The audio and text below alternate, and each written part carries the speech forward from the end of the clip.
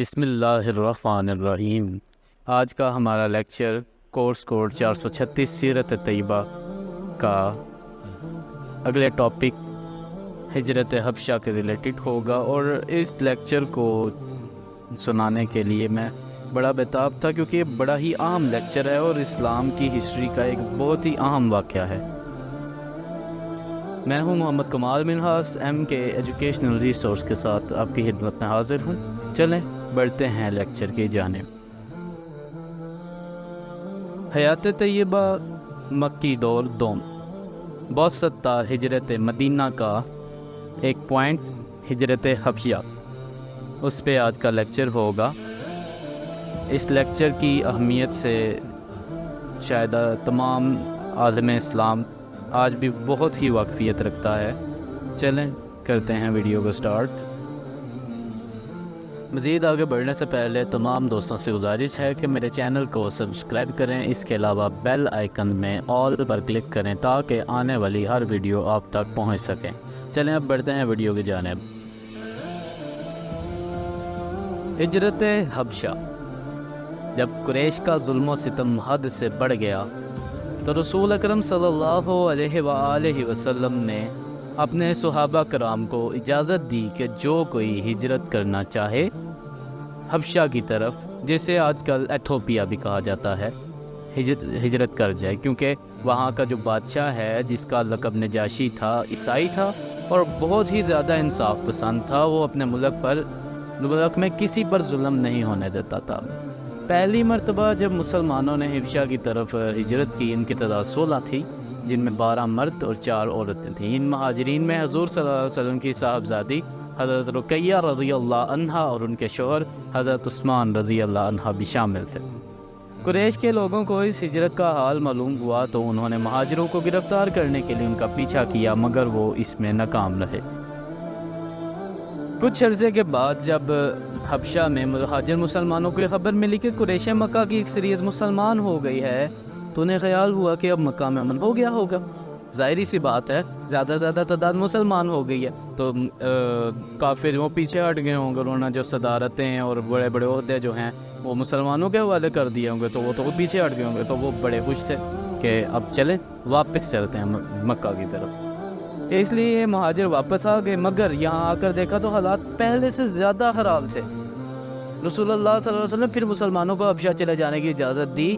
اس دفعہ 83 مسلمانوں میں، جن میں 11 قریشی خواتین بھی تھی، حبشہ کو ہجرت کی۔ ان میں حضرت جعفر تیار بھی تھے۔ ان کو حضرت صلی اللہ علیہ وسلم نے نجاشی کے نام ایک خط دیا۔ مسلمان حبشہ میں امن و سکون سے رہنے لگے، لیکن قریش مکہ کو یہ بات گوارا نہیں تھی۔ ظاہری سی بات ہے کہ ان کے دین کو چھوڑ کر انہوں نے اللہ کے دین کو اپلائی کیا تھا، تو قریش کو کیسے سکون آ سکتا تھا؟ ان کی کوشش تھی کسی طرح سے ان کو واپس بنا کر اذیت دی جائیں، کیونکہ ان اذیتوں سے ان کو مزہ آتا تھا۔ انہوں نے مہاجرین کو حبشہ سے واپس لانے کے لیے 2 افراد، جن میں عبداللہ بن ربی اور عمر بن عاص غالباً بعد میں مسلمان ہو گئے تھے، پر ایک جو مشتمل ایک سفارت تحفے تحائف دے کر شاہ حبشہ کی خدمت میں بھیجی۔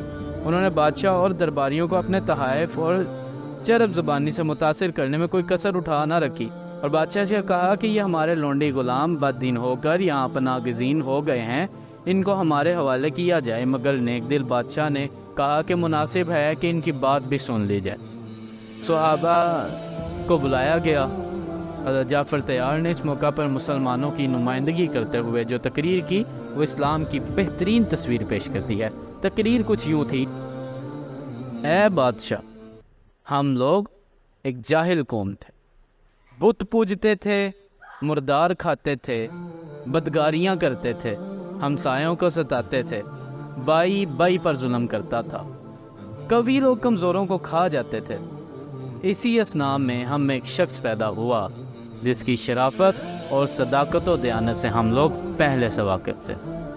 اس نے ہم کو اسلام کی دعوت دی، یہ سکھلایا کہ ہم پتھروں کو پوجنا چھوڑ دیں، سچ بولیں، خون ریزی سے باز آئیں، یتیموں کا مال نہ کھائیں، ہمسایوں کو آرام دیں، پاک باز عورتوں پر تہمت نہ لگائیں، نماز پڑھیں، روزے رکھیں، زکوٰۃ دیں۔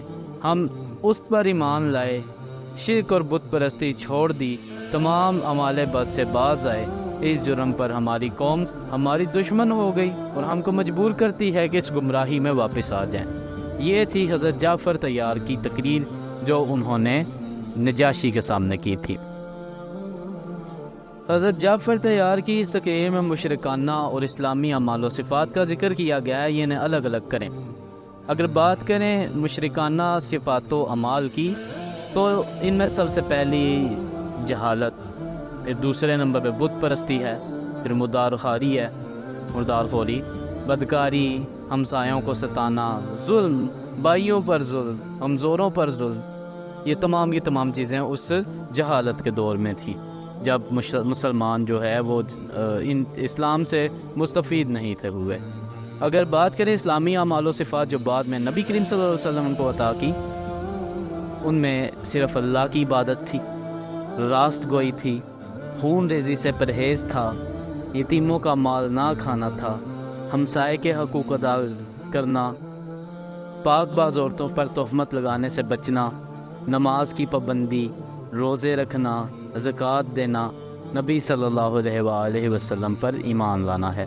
تو یہ تمام صفات اسلامیہ بھی تھیں جو نبی کریم صلی اللہ علیہ وسلم کے سامنے رکھے، وہ مسلمان ہو گئے۔ اس تقریر سے شاہ حبش پر اس قدر اثر ہوا، وہ اس قدر متاثر ہوا کہ اس نے صحابہ کرام رضی اللہ عنہ کو واپس کرنے سے انکار کر دیا۔ اگلے روز یہ سفارت دوبارہ نجاشی کے دربار میں پیش ہوئی اور مسلمانوں پر یہ الزام عائد کیا کہ مسلمان حضرت عیسیٰ علیہ السلام کے منکر ہیں۔ مسلمانوں کی طرف سے حضرت جعفر طیار نے سورہ مریم کی وہ آیات تلاوت کی جن میں یہ بتلایا گیا ہے کہ عیسیٰ علیہ السلام روح اللہ و کلمۃ اللہ ہیں، جنہیں اللہ تعالیٰ نے پاک دامن حضرت مریم کو عنایت فرمایا تھا۔ اس جواب سے نجاشی نہ صرف مطمئن ہو گیا بلکہ اس نے ایک تنکا اٹھا کر کہا کہ باخدا تم نے جو کچھ کہا ہے عیسیٰ اس تنکے کے برابر بھی اس سے زیادہ نہیں ہے۔ نجاشی کی یہ بات سن کر درباری راہب عیسائی عالم برہم ہوئے، لیکن اس نے کسی کی پرواہ نہیں کی اور قریش کی یہ سفارت مکمل طور پر ناکام ہو گئی۔ یہ تھا ہمارا آج کا لیکچر جو ہجرت حبشہ کے ریلیٹڈ ہے۔ امید ہے آپ کو ویڈیو پسند آئی ہوگی۔ ویڈیو کو لائک اور شیئر کرنا مت بھولیے گا۔ اللہ حافظ۔